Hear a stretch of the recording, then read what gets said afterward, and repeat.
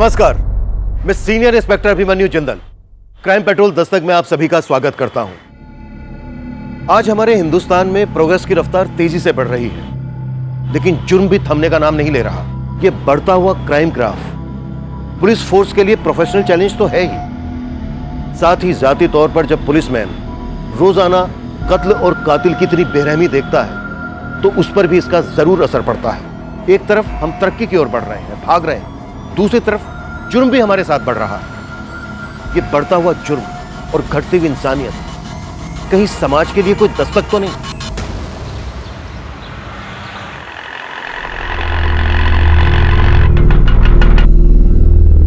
क्या रिया, तुझे कितना कन्विंस किया मैंने, लेकिन तू है कि मानने को रेडी नहीं। 2 मिनट के लिए, सिर्फ 2 मिनट के लिए प्लीज घर चलना। मेघा, फिर कभी आती हूँ ना, प्लीज। अरे मेघा, रिया और चिराग भैया का झगड़ा चल रहा है, इसलिए तो नहीं आ रही है। ऐसा कुछ भी नहीं है। कितना खाती है तू? फिर भी मेरा फिगर मेंटेन है, खुद को देखो। चिप्स खाकर और भी नमकीन होती जा रही हो। वर्षा और मेघा रायवाची बहनें, अरे काम करते ना, हम लोग भी अपना नाम बदलकर बादल और मेघ रख लेते हैं, चारों मिलकर बिजलियां कड़काएंगे। भाई मजा आ जाएगा। हाय हाय।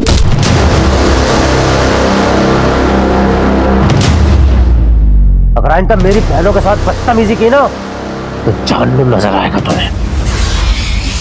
चलो।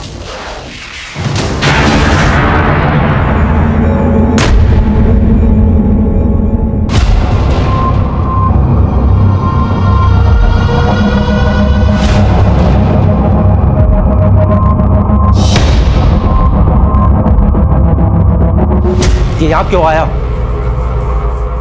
चिराग, तमीज से पेश आओ। चाचा है वो तुम्हारे। चिराग, बंद करो ये सब। चाचा जी के बारे में ऐसी कोई गलत बात नहीं सोचनी चाहिए तुम्हें। मुझे क्या सोचा और क्या नहीं सोचा अच्छी तरह पता है जीजा जी। अब मैं बच्चा नहीं रहा।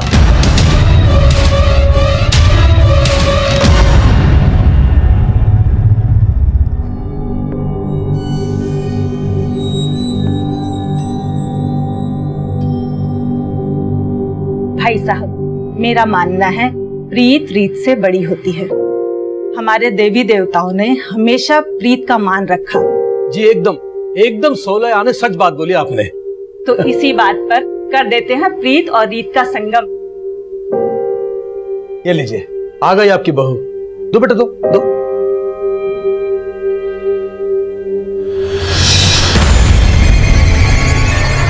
चाय इधर है। चाय?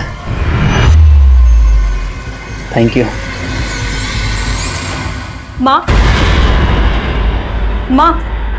मुझे ये शादी नहीं करनी है। जो लड़का शादी से पहले ही मुझे बाज की तरह से घूर घूर के देख रहा था, वो शादी के बाद पता नहीं क्या करेगा मेरे साथ। ना बाज अपनी बाजीगिरी से बाज आएगा और ना तेरे पापा अपने फैसले से बदलने वाले हैं, समझी? पर ये फैसला मेरी जिंदगी, मेरे सपने, सब कुछ तबाह कर देगा और ऐसा मैं होने नहीं दूंगी। क्या हो रहा है यहाँ पे? क्या होता मचा रखा? कुछ नहीं पापा, बस कब गिर गया था। कब गिर गया था? जब कब नहीं फूटा है? लगता तेरा दिमाग खराब हो गया है। Very funny. ऐसे जोक्स तुम कहाँ से ढूंढ के लाते हो? पर अब जोक नहीं, एक सीरियस बात करना चाहता हूँ तुमसे। कैसी बात? क्या तुम्हारा सच में कोई पास्ट नहीं है? तुमने मुझसे कुछ छुपाया है? जो बातें मुझे तुम्हें बतानी चाहिए थी मैं पहले ही बता चुकी हूँ। सच में मेरा कोई पास्ट नहीं था। एनीवे, मैं तुम्हारे लिए एक गिफ्ट लेके आया। इसमें क्या है? ये ड्रेस पहन ले मेरी खातिर।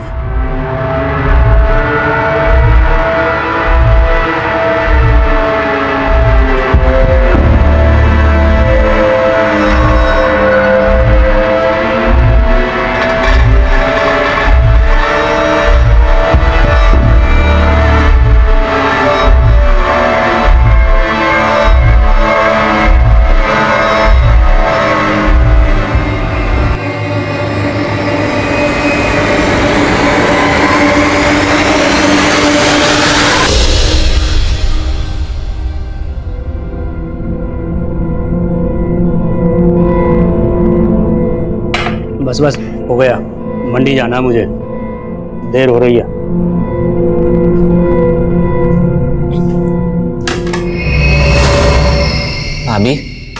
आप यहाँ खुश नहीं हो ना?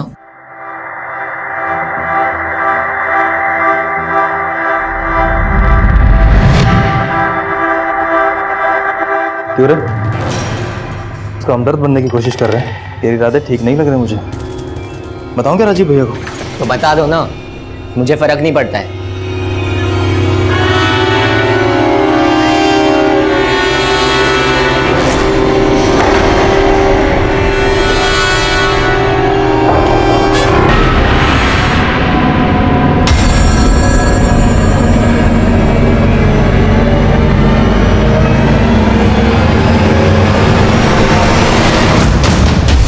भैया, रिया भाभी का कॉल आया था, आप उनका कॉल नहीं पिक कर रहे हो? कोई झगड़ा वगड़ा हुआ है क्या उनसे? रुको, मैं रिया भाभी को कॉल कर रही हूँ, आप उनसे। कोई जरूरत नहीं, मैं बात कर लूंगा से।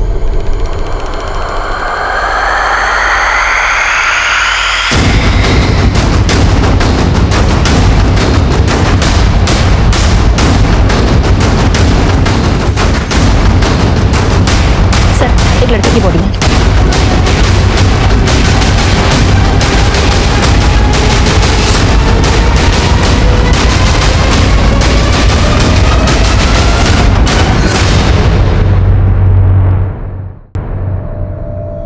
चिराग त्यागी।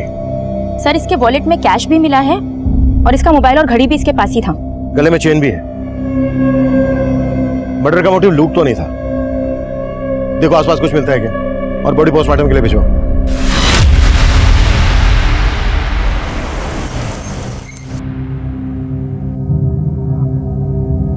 हमें चिराग की लाश एमसीडी पार्क के पास एक खाली प्लॉट में मिली। आप लोगों से चिराग कुछ कहकर गया था कि कहाँ जा रहा है? चिराग भैया ने तो कुछ बताया नहीं था, पर हो सकता है वो रिया भाभी से मिलने गए हो। रिया भाभी? चिराग शादीशुदा था? नहीं सर, चिराग भैया की शादी होने वाली थी। रिया चिराग भैया के फियांसे हैं। मॉर्निंग में मुझे रिया भाभी का कॉल आया था, वो बोल रही थी कि चिराग भैया उनका फोन पिक नहीं कर रहे। भैया, रिया भाभी का कॉल आया था, आप उनका कॉल नहीं पिक कर रहे हो? कोई झगड़ा वगड़ा हुआ है क्या उनसे? रुको, मैं रिया भाभी को कॉल कर रही हूँ, आप उनसे। कोई जरूरत नहीं, मैं बात कर लूंगा से। जब भैया गए थे तब उनका मूड भी काफी ऑफ लग रहा था।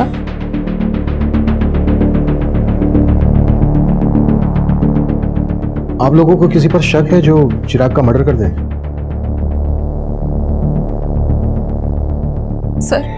सर जरूर ये जतिन और उसके दोस्तों ने किया है। सर, कुछ दिन पहले मुझे और वर्षा को भी उनने बहुत परेशान किया था। इतना कुछ हो गया, आप लोगों ने पुलिस कंप्लेन क्यों नहीं की? चिराग भैया को लगा कि वो दोबारा ऐसी हरकत नहीं करेंगे।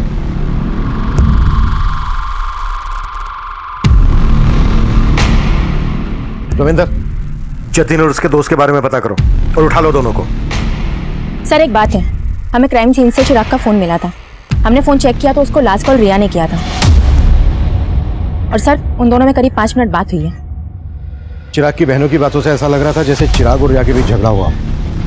इस रिया से भी मिलना पड़ेगा।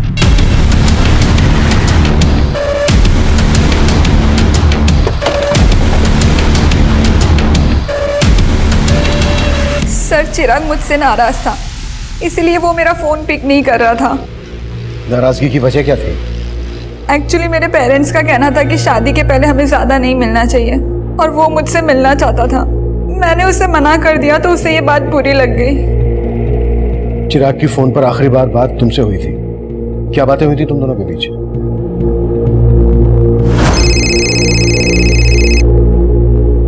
सो फाइनली तुमने मेरा फोन उठा लिया। मैंने उससे मिलने के लिए मना लिया था और उसने हाँ भी कर दी थी। तो तुम चिराग से मिली थी? नहीं सर, पर हम मिलने वाले थे। उसने मुझे एमसीडी गार्डन के पास मिलने के लिए बुलाया था। मैंने उसका बहुत वेट किया, लेकिन वो आया ही नहीं मिलने। हमें चिराग की लाश एमसीडी गार्डन के पास ही एक खाली प्लॉट में मिली थी। क्या तुम वाकई में उससे नहीं मिली थी या फिर कुछ छुपा रही हो हमसे? नहीं सर, चिराग सच में मुझसे नहीं मिला था।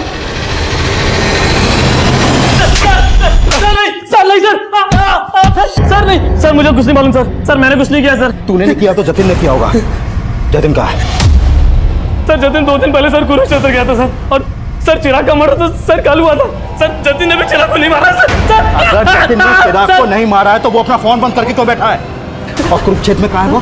सर मुझे नहीं मालूम सर, मैं सर बोल रहा हूँ सर। नहीं मानेगा तो नहीं नहीं नहीं नहीं।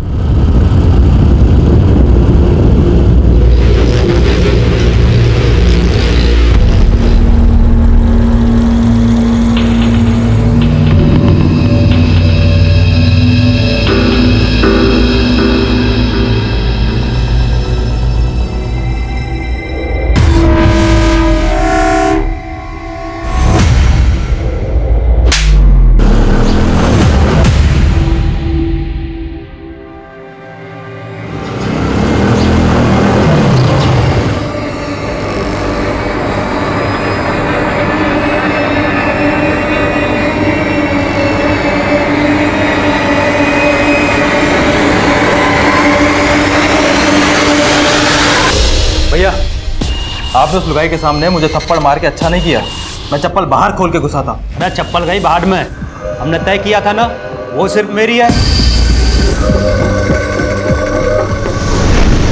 सर जतिन का फोन चिराग के मर्डर से एक रात पहले से हरियाणा के कुरुक्षेत्र में ही एक्टिव था और अपने दोस्तों की गिरफ्तारी के बाद उसने अपना फोन कुरुक्षेत्र में ही बंद किया था।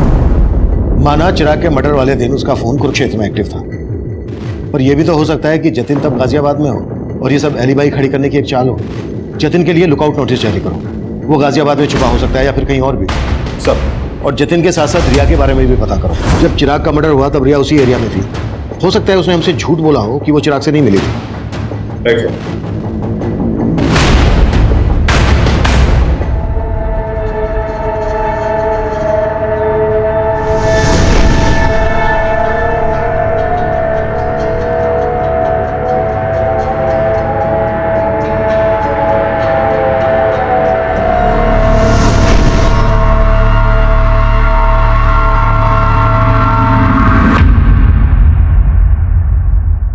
पानी पियो, लो पानी पियो।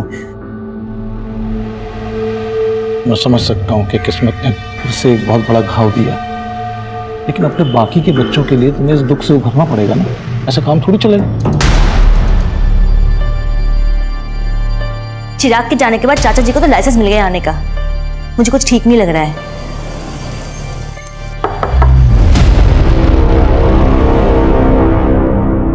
हम जतिन की तलाश कर रहे हैं, लेकिन हमें रिया के बारे में भी कुछ बातें जाननी है। चिराग रिया को कब से जानता था और क्या उन दोनों की लव मैरिज होने वाली थी? नहीं सर, उसका रिश्ता तो हमने ही करवाया था। दरअसल रिया मेघा और वर्षा के साथ एक ही स्कूल में थी। रिया और मेघा तो बचपन की दोस्त हैं। उसके घर वालों को हम बहुत अच्छे से जानते हैं। तो क्या चिराग इस शादी से खुश था? हाँ सर, ये शादी उसकी मर्जी से ही हो रही थी। आप ये सब क्यों पूछ रहे हैं? आपको क्या रिया पे शक है? मतलब मुझे पता लगा कि चिराग जब मिलने गया था रिया को तभी ये सब। आप क्या रखते हैं चिराग के? जी मैं चिराग का जीजा हूँ। वैसे रहते कहाँ हैं? जी मैं इसी घर में रहता हूँ, यही। नहीं रहते। और आप? मैं चिराग का चाचा हूँ सर। चिराग मेरी भाभी का इकलौता बेटा था। उसके बिना ये घर सर, उसके गुनाहगार बचने नहीं चाहिए सर। दोषियों को सजा दिलाना हमारी ड्यूटी है, आप चिंता मत कीजिए।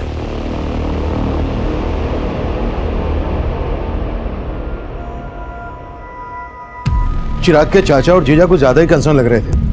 चिराग के फादर थे नहीं, जीजा घर जमाई। चेक करो कोई पर्सनल या प्रॉपर्टी को लेकर इश्यू तो नहीं था इन लोगों के बीच।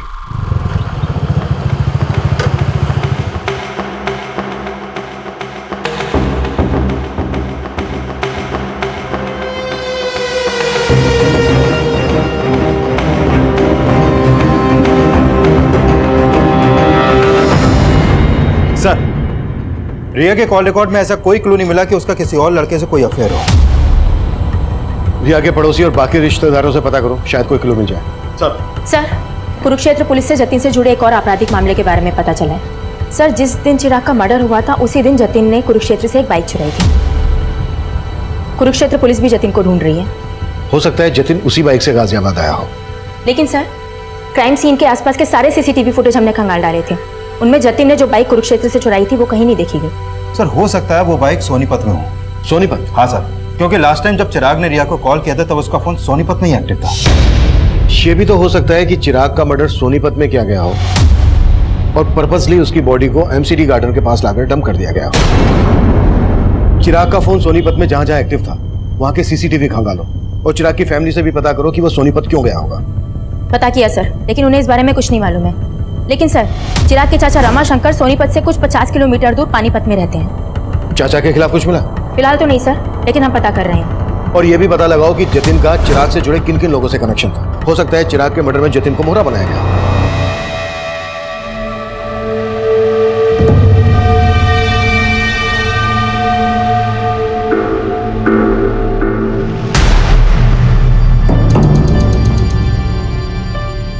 वर्षा, मेघा, ये चाचा जी तो यहीं बस गए हैं। उनका छोड़ो दीदी, आप और जीजा जी कब जा रहे हो? तुझे हमसे क्या प्रॉब्लम है? हाँ, एक मिनट वर्षा, मुझे ना घर जमाई बन के रहने का कोई शौक नहीं है। तुम दोनों को पता है कि मैंने एक फ्लैट बुक किया है। अगर उसका बिल्डर पैसे लेके भागा नहीं होता ना तो मैं तो यहाँ पिछले 2 साल से जीजा जी आप यही बोल रहे हैं। और दीदी, आपको तो पता है ना अपना फाइनेंशियल कंडीशन कैसा है, इसलिए प्लीज आप दोनों अपने रहने का इंतजाम कहीं और ही कीजिए ताकि हम ऊपर वाला फ्लोर रेंट पे दे सकें। ये घर ना मेरा भी है, तुम मुझे से जाने के लिए नहीं बोल सकती, समझी? बस फिर से तुम लोग उसी बातों पे लड़ने लगे। और मेघा, किसकी नीयत कैसी है ये मैं अच्छे से जानती हूँ और इन सब बातों के लिए मैं हूँ। लेकिन चिराग भैया ने तो आप पे कभी भरोसा ही नहीं किया और वजह आप अच्छी तरीके से जानती है। हम चिराग के घर वालों के बारे में पता कर रहे थे और दूसरी तरफ हम जतिन को भी ढूंढ रहे थे, लेकिन हमें जतिन नहीं मिल रहा था जिस पर चिराग की फैमिली शक जता रही थी। चिराग की मंगेतर रिया भी हमारे रडार पर थी, लेकिन इस केस से जुड़ा एक अलग ही एंगल तब हमारे सामने आया जिसने इस केस को अचानक से घुमाव दे दिया। सर, हमने उस दिन के सोनीपत के एरिया के सीसीटीवी खंगाले थे जब चिराग का फोन वहां पर एक्टिव था, लेकिन उसमें से किसी भी फुटेज में चिराग कैप्चर नहीं हुआ। लेकिन सर, उससे एक दिन पहले की एक सीसीटीवी फुटेज में चिराग कैप्चर हुआ था जिसमें वो एक औरत का पीछा कर रहा था। ये देखिए सर। कौन है ये औरत और चिराग क्यों और किस मकसद से इसका पीछा कर रहा होगा? प्रिया, औरत घूंघट में है, फिर भी चिराग के घर वालों को ये फुटेज दिखाओ। हो सकता है वहां से कोई हिंट मिल जाए। Right sir.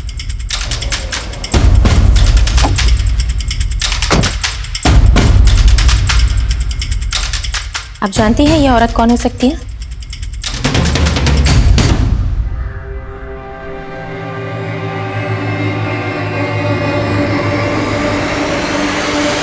नीच, जब मैं अंदर होता हूँ तब भी तू इसी तरह झांकता है? हाँ, झांकता हूँ, लेकिन आपकी तरह आपकी मशरूफियत में बाधा नहीं डालता। उसे देखिए, इश्क लड़ा रहा है अंदर। तो लड़ाने दे, तेरे क्यों चुल उठ रही है? अरे वो मेरे भोले भैया उस लड़की को हमारे खिलाफ भड़का रहा है।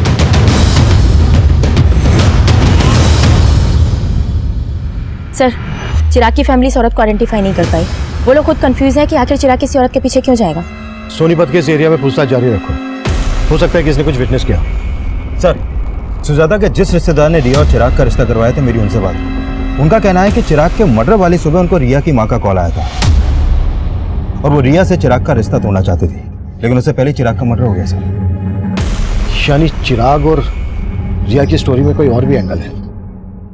रिया की मदर ये रिश्ता तोड़वाना चाहती थी तो जाहिर सी बात है रिया को ये बात पता होगी, लेकिन रिया ने हमसे बताई नहीं। इस वजह से दोबारा मिलते हैं। अरे बाबली, अरे रो क्यों रही है? अरे आज रोने का दिन ना है, आज तो हंसने का मौका है। अरे अपना मुकुल है ना, उसका हैप्पी बर्थडे है और उसे आज मैं अपना दिन तोहफे में दूंगा। सर, मम्मी मेरे कहने पे ये रिश्ता चिराग से तोड़ने वाली थी, लेकिन फिर उसका मर्डर हो गया। मुझे इसलिए कुछ समझ में नहीं आ रहा था कि आप लोगों को ये बात बोलूं या ना बोलूं। समझ में नहीं आ रहा था? क्या फिर जानबूझकर ये बात हमसे छुपाई गई? नहीं सर, ऐसा कुछ भी नहीं है। तो फिर कैसा है? शादी क्यों तोड़ना चाहती थी? सर, एक्चुअली वो चिराग कुछ दिनों से बहुत अजीब बिहेव करने लगा था। पहले वो जब भी मिलता था अच्छी बातें करता था, लेकिन अचानक से उसके बिहेवियर में चेंजेस आ गए। रिया, एक सीरियस बात करना चाहता हूँ तुमसे। कैसी बात? क्या तुम्हारा सच में कोई पास्ट नहीं था? जो बातें मुझे तुम्हें बतानी चाहिए थी मैं पहले ही बता चुकी हूँ। सच में मेरा कोई पास नहीं था। एनीवे, मैं तुम्हारे लिए एक गिफ्ट लेके आया। ये ड्रेस पहन लो।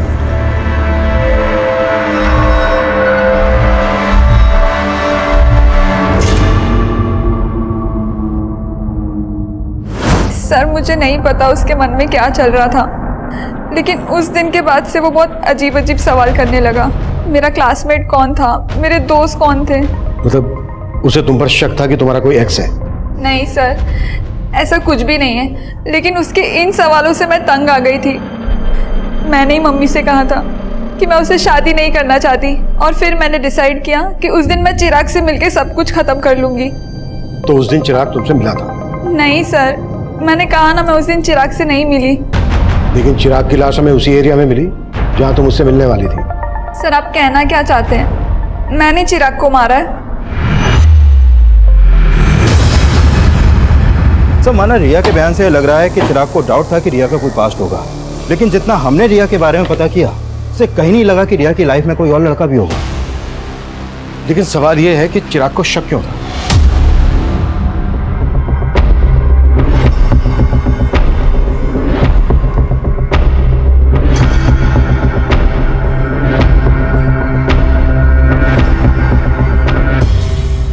सोनीपत में चिराग को इस औरत के पीछे जाते हुए देखा गया था।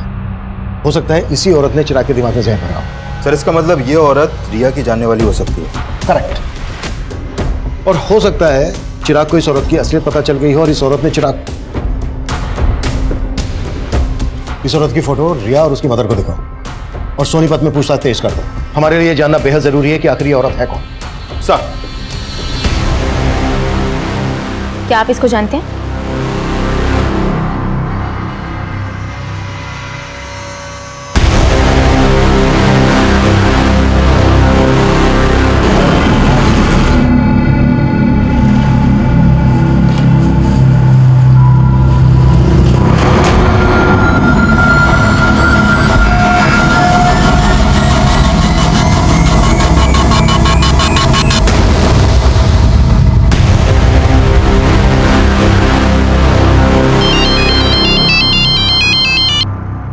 हेलो,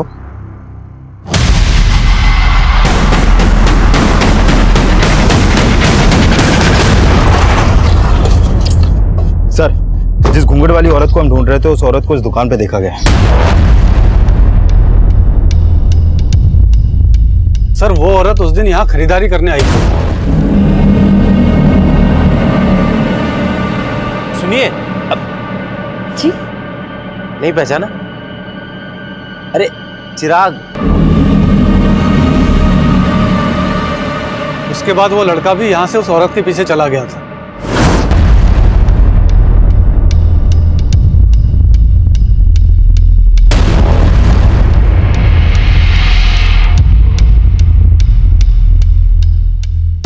ये औरत पहले भी आती थी? जी सर, 3-4 महीने पहले कभी कभी आया करती थी, लेकिन तब उसकी शादी नहीं हुई थी। उस दिन पहली बार मैंने उसको साड़ी में देखा था। ये रहती कहाँ थी? सर इसका आइडिया नहीं है। हो सकता है ये औरत यहीं कहीं आसपास रहती हो। पूछताछ करो, कैसे भी करके पता लगाओ कि आखिर ये औरत है कौन। सर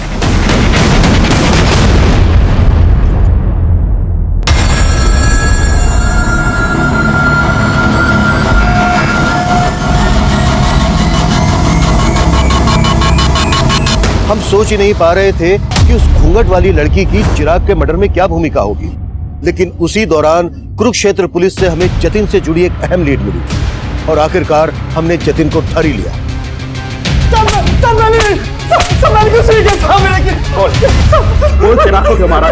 मैंने बिल्कुल नहीं मारा। लेकिन हमारी लगातार कोशिशों के बावजूद जतिन इस बात से इनकार करता रहा कि उसका चिराग के मर्डर से कोई लेना देना था।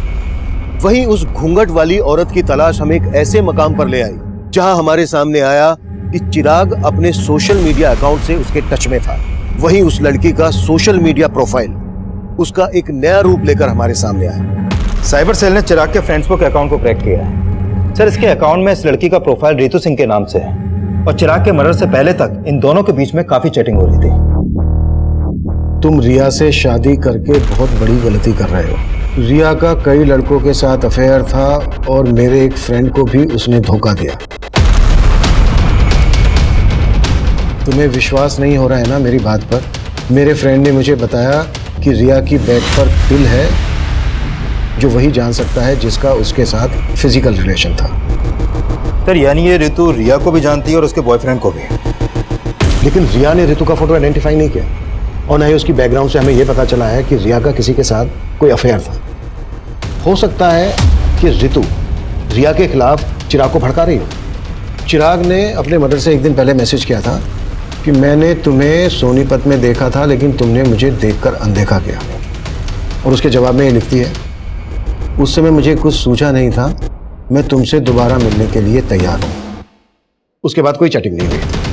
सर इसका मतलब चिराग इस लड़की से मिला होगा और जरूर चिराग के मर्डर में इसी लड़की का हाथ होगा सर। लेकिन उनकी चैटिंग से ऐसा लग नहीं रहा है कि सिर्फ ऑनलाइन फ्रेंड थे, शायद इससे कुछ ज्यादा था। May be affair. लेकिन सर चिराग के कॉल रिकॉर्ड में तो ऐसे किसी भी ऋतु नाम की लड़की का कोई नंबर नहीं मिला है। लेकिन चैट से ऐसा लग रहा है कि इन दोनों के बीच सिर्फ चैटिंग नहीं होती थी, फोन पर भी बातें होती होंगी, शायद इंटरनेट कॉलिंग। मामला जिल्टेड लवर का लग रहा है। लुक, चिराग और ऋतु एक दूसरे को पसंद करते थे, लेकिन चिराग रिया से शादी करने वाला था, तो हो सकता है ऋतु को ये बात पसंद नहीं हो और इसलिए उसने रिया के खिलाफ चिराग के दिमाग में जहर भरा हो और जब उसे लगा कि उसका प्लान फेल हो रहा है तो उसने चिराग को मरवा दिया। पर इस लड़की का प्लान तो ऑलमोस्ट सक्सेस हो ही चुका था सर, क्योंकि रिया चिराग को शादी के लिए मना ही करने वाली थी। लेकिन इससे पहले कि रिया चिराग से मिल पाती, चिराग का मर्डर हो गया। एक काम करो, ऋतु के बारे में सब कुछ पता करो।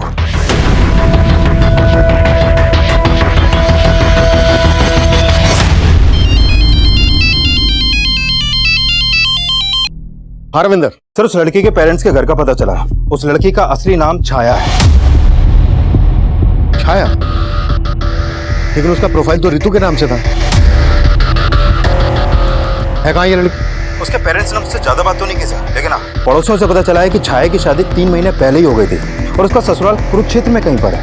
लेकिन उसके पेरेंट्स तुमसे बात क्यों नहीं कर रहे हैं?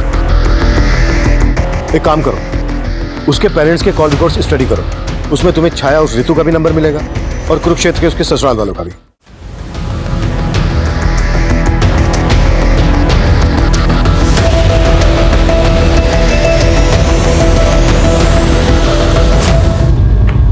सर छाया के पेरेंट्स के कॉल रिकॉर्ड में छाया का नंबर तो मिला ही है, लेकिन उसके अलावा 2 नंबर और मिले हैं कुरुक्षेत्र के। ये देखिए सर, एक नंबर राजीव के नाम पे रजिस्टर्ड है और ये दूसरा अनीता के। कुरुक्षेत्र चलने की तैयारी करो। सर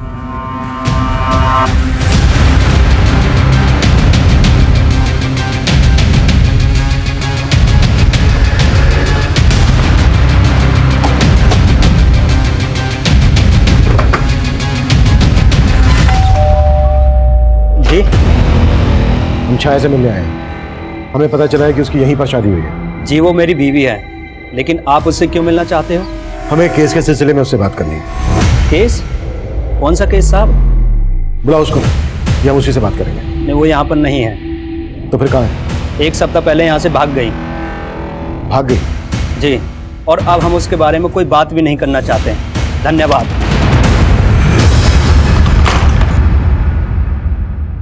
सर छाया का फोन स्विच ऑफ है। तो छाया का पति बोल रहा है कि 1 हफ्ता पहले ही छाया यहाँ से भाग गई थी। सर मुझे लग रहा है ये जरूर उसे बचा रहा है। हो सकता है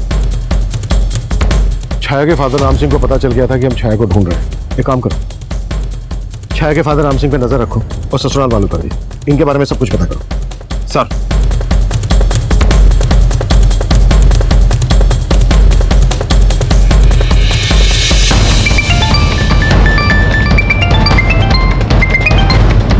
जय हिंद सर। जय हिंद।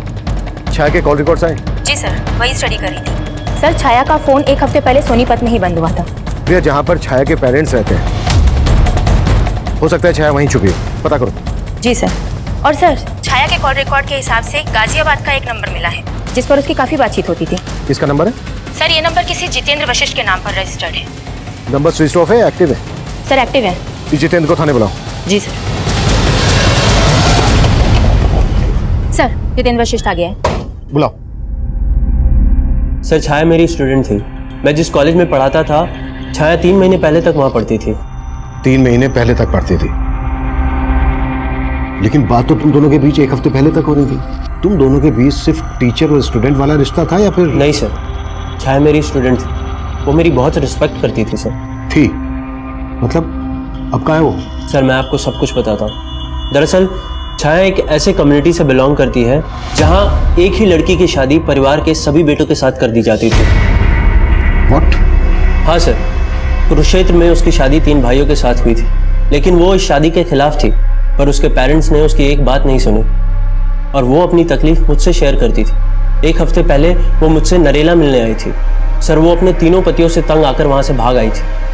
वो मेरी हेल्प चाहती थी सर। कैसी हेल्प? सर उसको पैसों की ज़रूरत थी। उसने मुझसे कहा था कि मुंबई में उसकी एक फ्रेंड है जो एनजीओ में काम करती है। मैंने उसे मुंबई जाने के लिए 10,000 रुपये भी उधार दिए थे और फिर उसके बाद वो चली गई। लेकिन फोन तो उसका अभी बंद आ रहा है। सर मुझे भी ये समझ में नहीं आ रहा है। अच्छा, मुंबई में कहाँ जाने वाली थी वो? किस फ्रेंड की बात कर रही थी? सर इस बारे में उसने मुझसे कुछ नहीं बताया।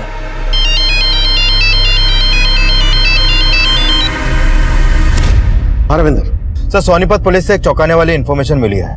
कुछ दिन पहले उन्हें सोनीपत में छाया की लाश मिली थी।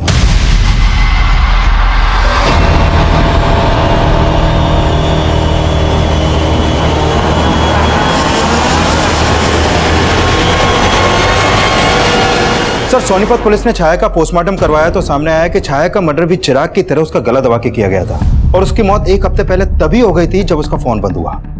लेकिन जितेंद्र की ये बात सही निकली कि छाया की शादी 3 भाइयों से हुई थी। Right sir.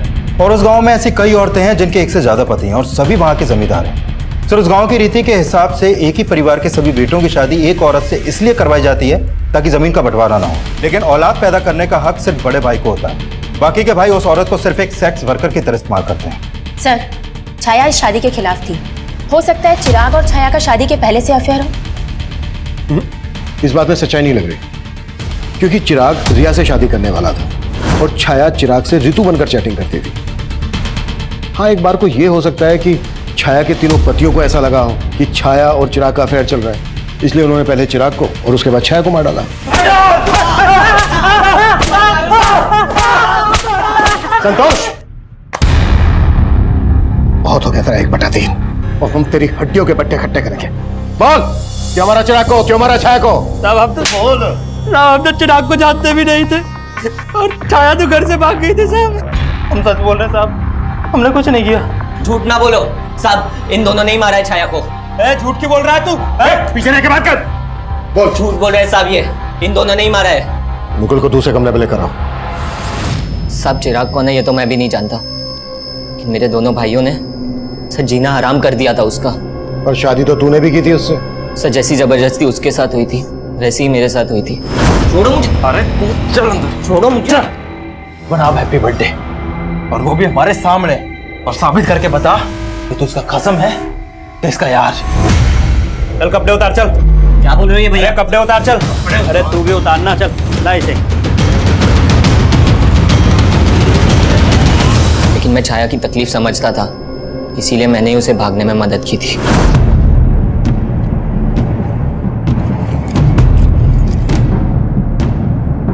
साहब वो गाजियाबाद बोल के निकली थी, लेकिन मेरे दोनों भाई उसे बाद में ढूंढ रहे थे। सच सच बता दे, कहाँ भेजा तूने उसे? नहीं भैया, मैंने उसे नहीं भगाया है। मम्मी कसम, मैंने उसे नहीं भगाया है। मम्मी आप तो सर मुझे पक्का यकीन है उन्होंने उसे ढूंढ के मार दिया होगा।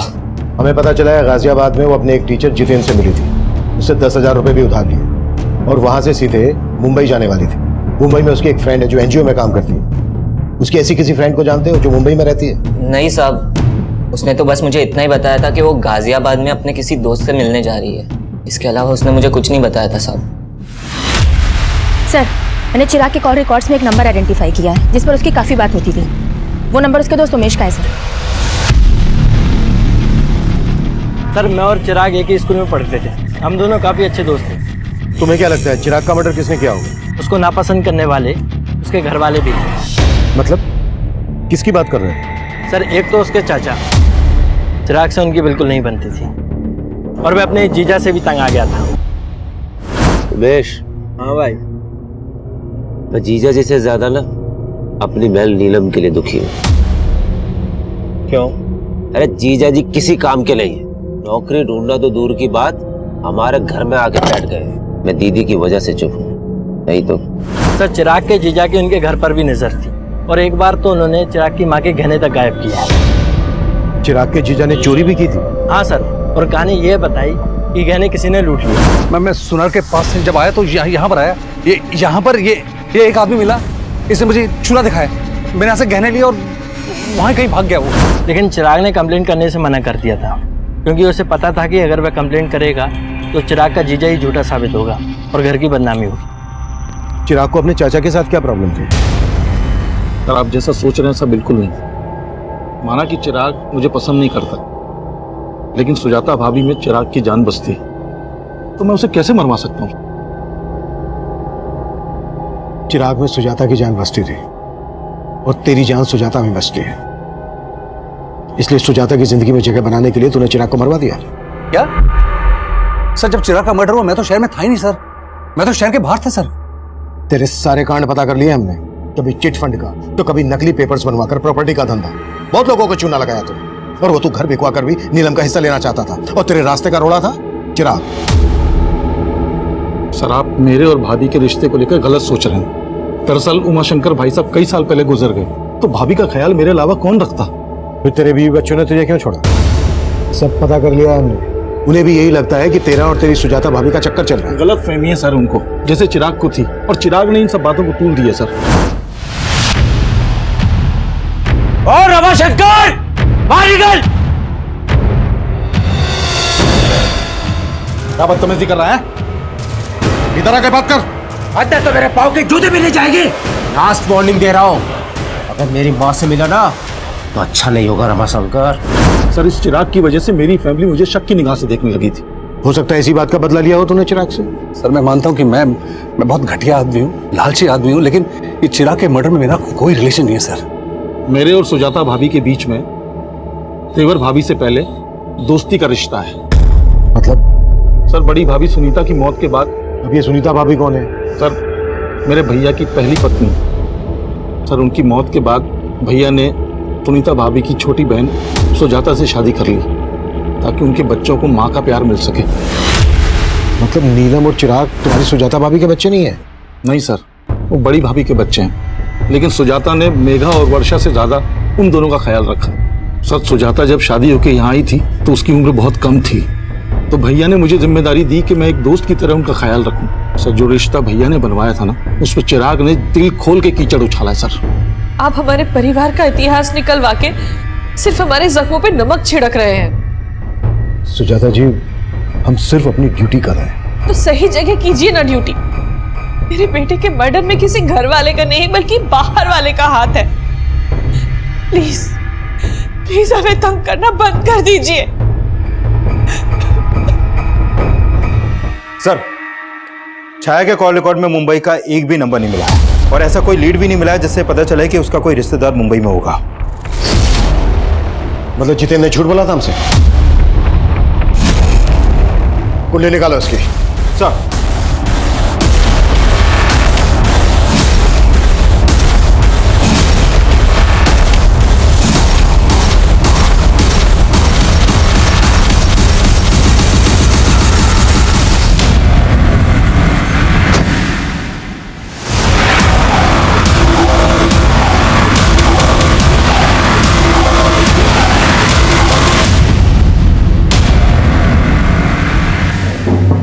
छाया का टीचर, मेघा का लवर। अब ये बोल, छाया को ऋतु बनाने का क्या चक्कर है? पहले चिराग का मर्डर, उसके बाद छाया का मर्डर। ये कहानी क्यों और कैसे रची?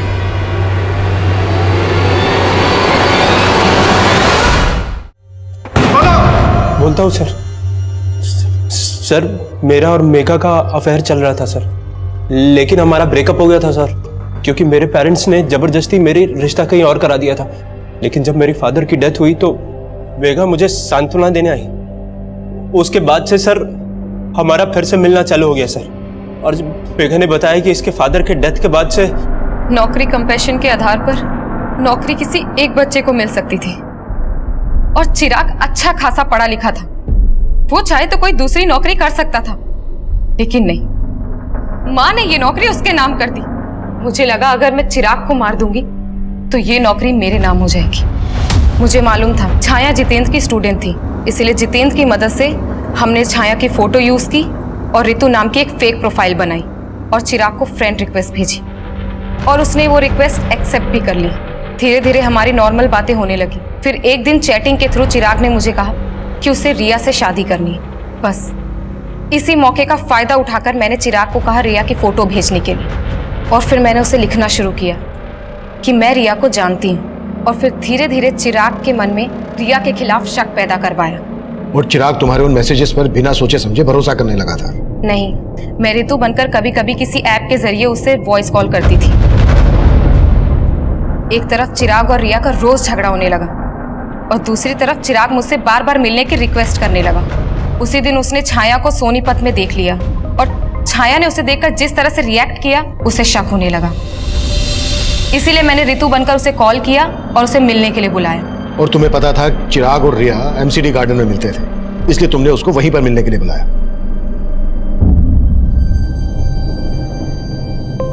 भैया, मेघा तू? रिया ने मुझे आपके पास भेजा है, चलिए मैं आपको उसके पास ले चलती हूँ।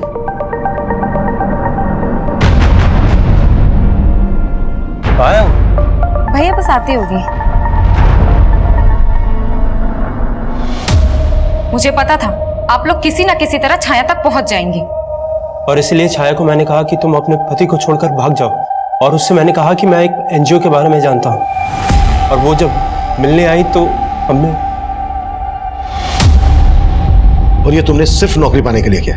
नहीं, ये बंटवारे के प्यार से थक गई थी, मैं तंग आ गई थी। हर वक्त नीलम चिराग। सुजाता जी, चिराग और नीलम की सौतेली माँ थी, तुम्हारी तो अपनी माँ है, सगी। लेकिन क्या फायदा, वो तो उन दोनों से प्यार करती थी ना। पापा की मौत के बाद उनके पेंशन और पीएफ के 50 लाख रुपए मिले थे, लेकिन वो नीलम और उसके निकम्मे पति के घर बसाने में लगाना चाहती थी। लेकिन चिराग तो तुम दोनों बहनों से प्यार करता था। क्या करती मैं इसे प्यार का?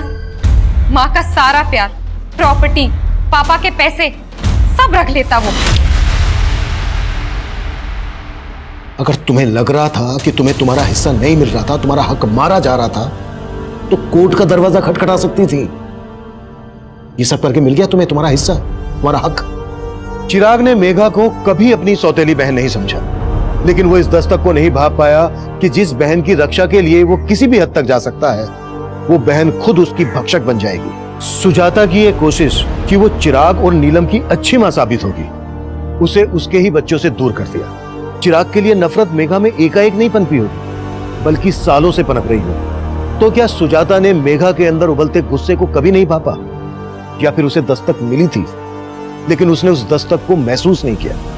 उम्र के हर पड़ाव पर जब जब हम अपना बचपन याद करते हैं, तब तब सबसे पहले हमें हमारे भाई बहन और माता पिता याद आते हैं।